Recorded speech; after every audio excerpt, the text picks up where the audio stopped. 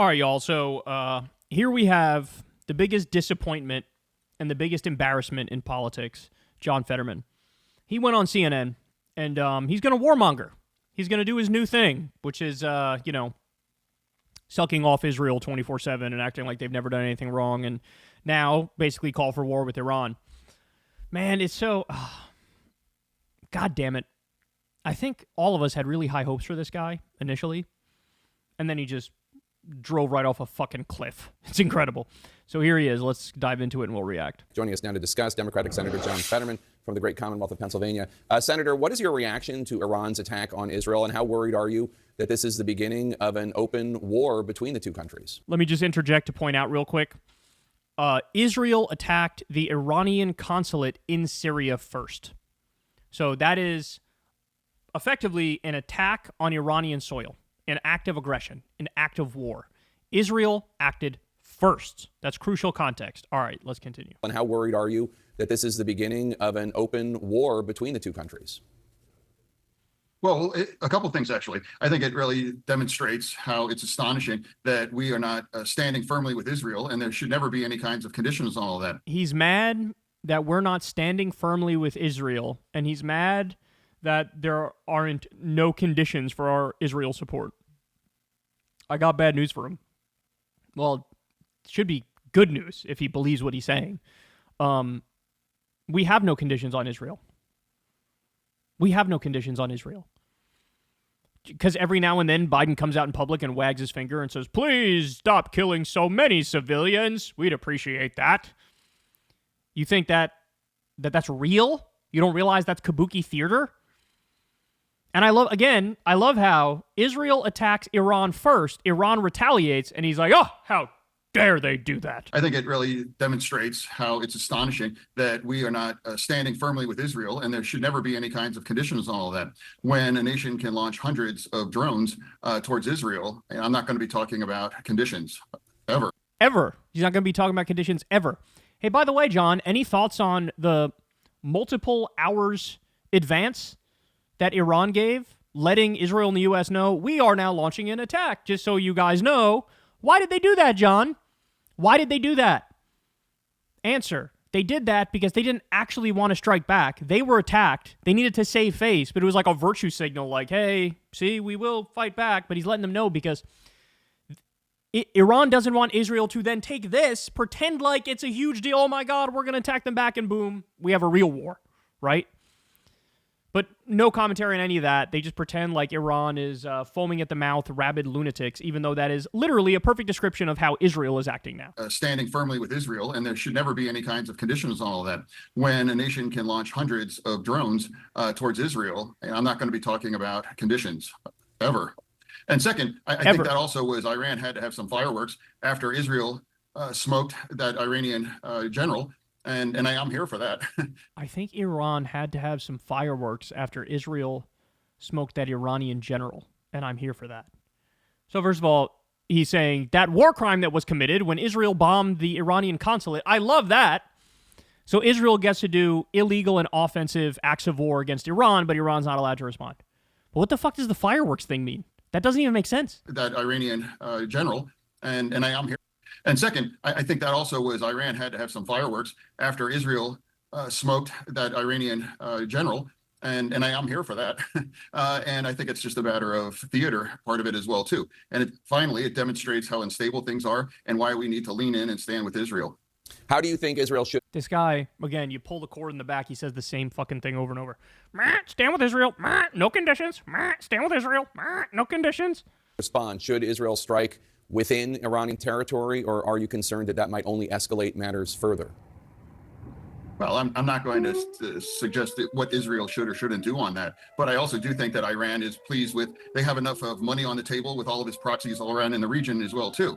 And Iran certainly can't take on Israel, and certainly not us. So I think they would just like to keep things as they go. And then after they made a point back, I think they could go pretty quiet and go back to just using their proxies.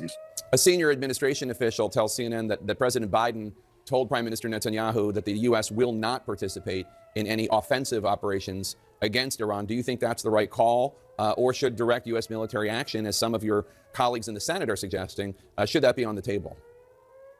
I don't agree with that, and I'm just think we should follow and have Israel's back in the situation. So in other words, when Biden says, hey, it's a little more complicated. He doesn't actually say we're not going to help Israel. He says we won't do offensive strikes against Iran.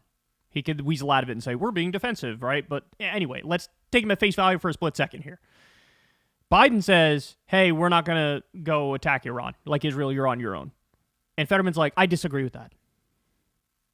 How humiliating is John Fetterman? Look, the most pathetic part is we don't even know why he's doing what he's doing. On the one hand, there's the Ryan Grimm reporting, which is like Fetterman cut a deal with AIPAC and DMFI, right? And he was afraid that they were going to back Connor Lamb, his Democratic opponent, and he basically said to them, what the fuck do you want me to say on Israel? What Israel position do you want me to have? I'll do it. Just don't fund Connor Lamb. And then, of course, they ended up funding Fetterman, right?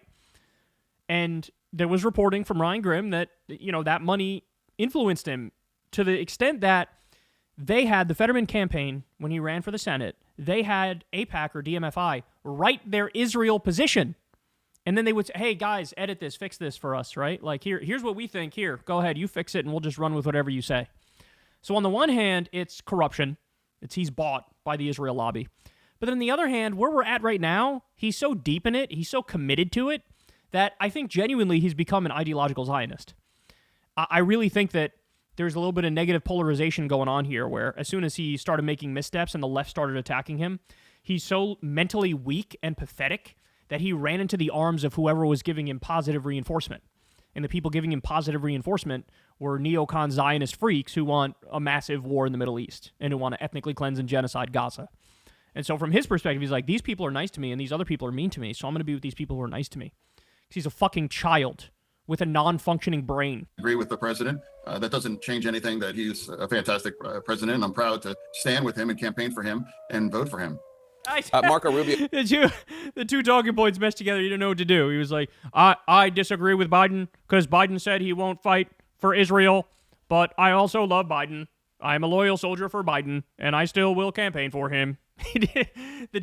The two different comments that he makes when you pull the drawstring, they like conflicted there. He had to struggle to get out of that because, again, his brain doesn't work. It's mush. Was just on the show, and he said the White House leaking the fact that Biden told Netanyahu not to directly respond, to take the win, quote unquote, was offensive to him because it seemed to suggest that it's Biden trying to appease the far left in his party. What's your response?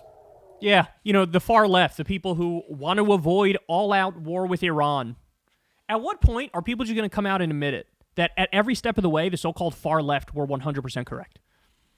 When are people going to acknowledge it? They're never going to acknowledge that. Even with the Iraq war, eventually we got to a place where everybody was like, yeah, the far left is 100% correct.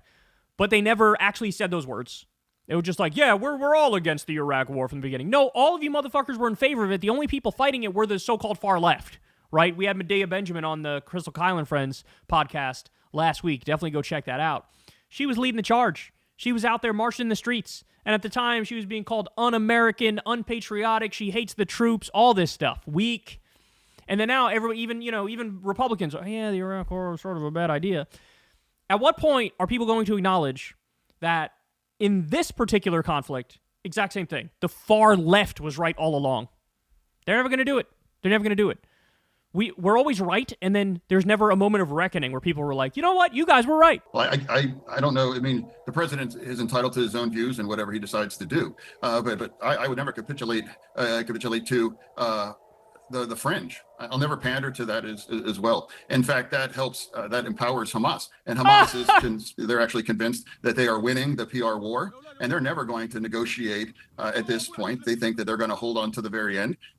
And I know why they're not willing to provide any kind of proof of life. And I don't know why there's not more of that conversation in the media. Like, what about the hostages? What's happened to them? Where are they now? They were bombed and killed by Israel. That's what happened to the hostages. Thanks for asking. Bring them home. And then all of the harsh words should be directed at Hamas, which started this and now continues. Hamas bad. Hamas bad. Hamas bad.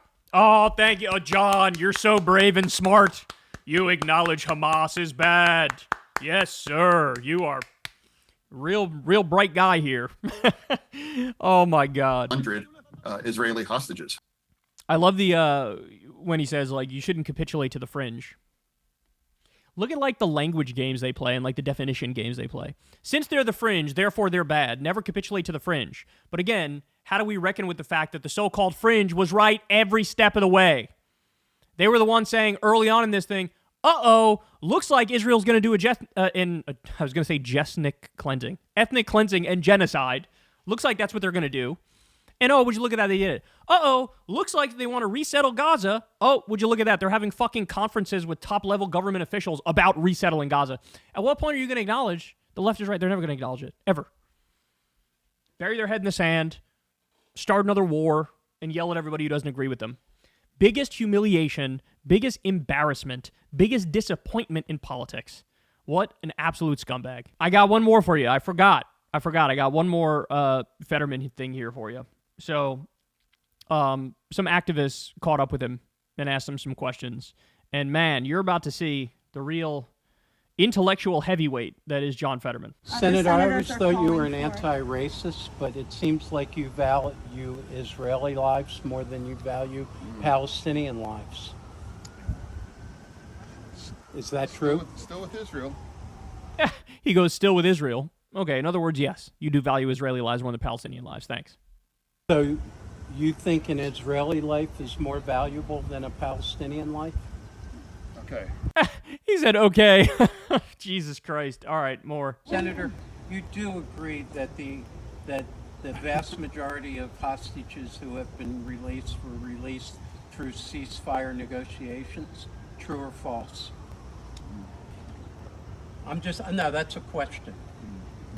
You don't want to answer it? Literally the most basic, straightforward things. Can't engage. Can't engage. He's got his AIPAC talking points running through his head, and they're hitting a brick wall called reality. So anyway, there you have it. Pathetic. Hey, y'all, do me a favor and like and subscribe. It helps out big time in the algorithm. Click the bell as well for notifications when videos drop, and watch that video on screen right now.